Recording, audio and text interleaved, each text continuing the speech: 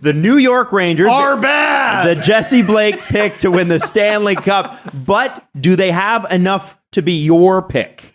110 points last year. Jesse, Sports Interaction odds, what do we have them at? Hammer the over, 99.5. Oh, hammer the over on that. I'll take the over there. Yeah, absolutely. So they had an incredible run. They came up short against a still very good Lightning team who are still very good this year. But great series, especially against Carolina. My concern here, and I think a lot of people have pointed this out, because when you look at a team like the Rangers, it's very hard to be like, man, 110 points, there sure are a lot of glaring weaknesses there. Mm-hmm. They did rely heavily on Igor Shesterkin, who was incredible. And he had to do most of the heavy lifting. And one of the things that I keep seeing pop up, and I think this is a valid point, is how many times can a goalie do that in a row? And this is where we're going to find out whether Igor Shesterkin is a Hall of Famer talent, which we already think he is, or if he's one of the pantheon of best goalies of all time.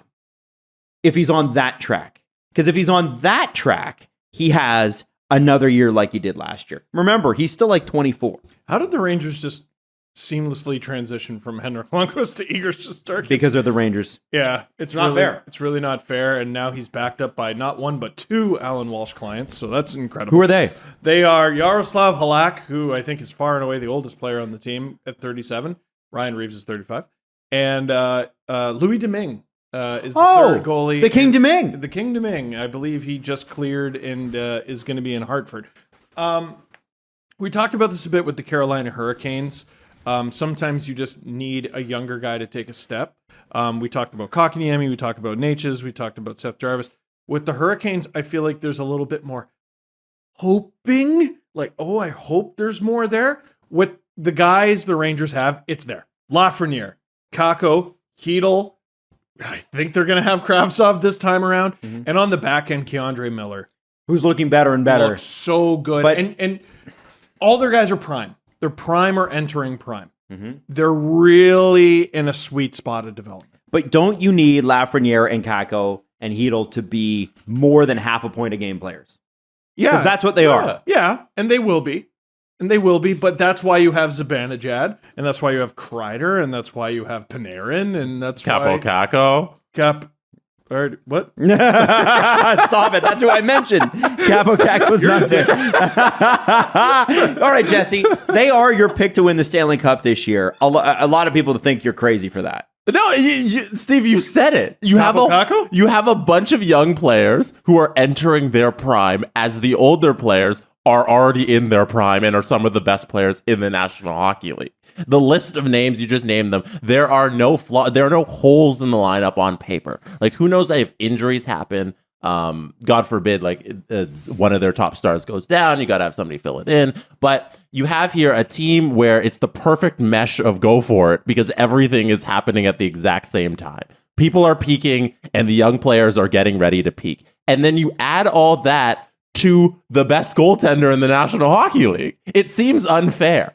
And you're also forgetting about Vinny. If you can't beat him, join him, Trocheck. Right? Favorite signing of the offseason. Him and Palat. Love this. It's really good. And you can be pretty confident in the Rangers evaluating what they need up the middle because Andrew Kopp was unreal for them. If they were able to get that done, shut the Metro down. Yeah. I probably would have had them first if they were able to get Kopp done.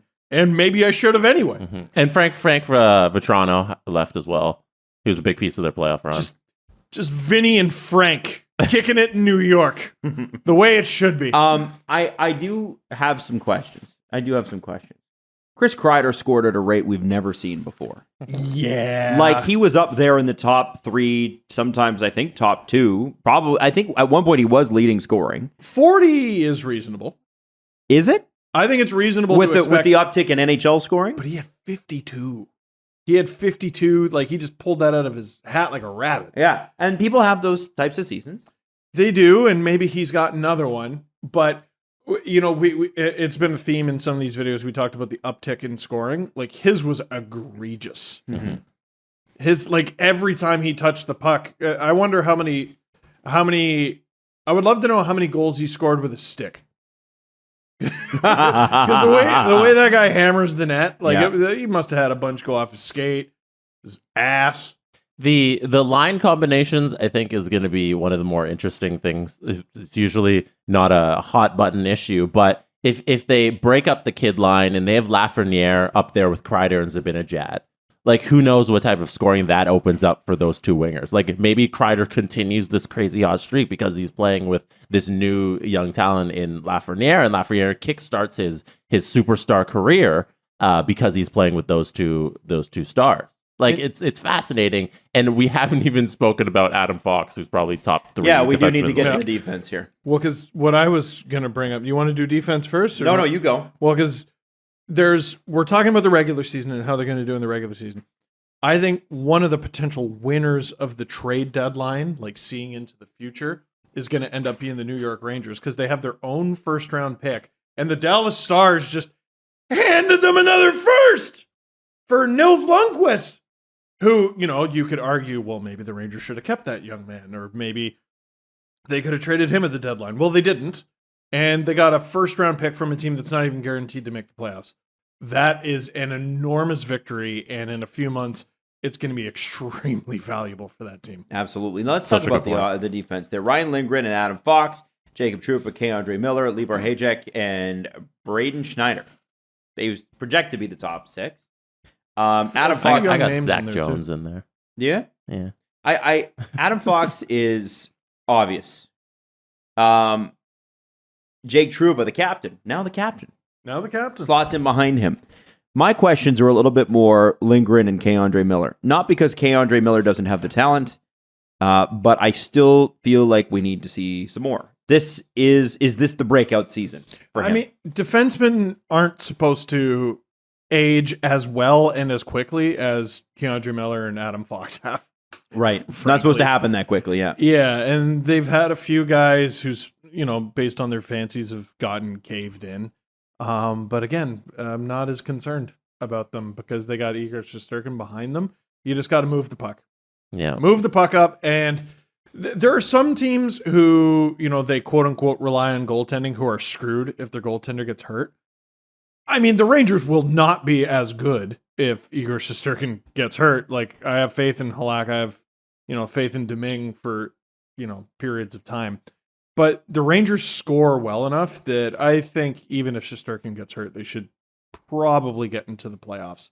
Uncomfortably, but they'll get there. Okay. The most fun thing about that decor that you listed, who's the oldest one? Oh, God, that's a good question. I don't know the name. Jake Trouba is the oldest. He's 28? He's 28. That's so dumb. And everybody else is under Fox 24. is 24. Lindgren's 24. Zach Jones is 21. K-Andre Miller's 22. Schneider's 21. It's a ridiculous young defensive core there. Shesterkin has 3 years left on his deal. Mm-hmm. I mean, that's the current window as I see it. $5.6 million. Yeah, that's a double-digit number at the end of it in 25-26. It could obviously extend, but that, oh man, they have moves to make during the time that they have that. How much does he make? 5.6. That's bullshit. Who the hell is his agent? Oh my God. If you flip the 5 and the 6, it would still be a sweetheart deal. Who is your agent, sir? Your point about the draft pick is such a good one. It's a good one. Because it's just a free draft pick that they can just go and buy whatever they want at the trade deadline and add to this team. And it's I feel like a first rounder is more valuable than Nils Lundqvist. Now and I say that not knowing what Lundqvist is going to turn into. He could be amazing for the Dallas Stars and that first round pick could turn into garbage. I'm saying on the market, not every team might like Nils Lundqvist, but every team likes their imagination. Okay, and that's what a first rounder is. Yes, that is true. Okay, so let's get into it. Guys, where do you have them in the division? I'm regretting it a little, but I'm going to keep it second. You're regretting it? I wish I could. Jesse got to you. 1.5. It's hard to say a negative word about the Rangers. It is. Yeah. Like I don't know which areas we're poking at to be like, no, there's the flaws. They're first in the division for me. And they are second for me. Oh, good. Then I'm right.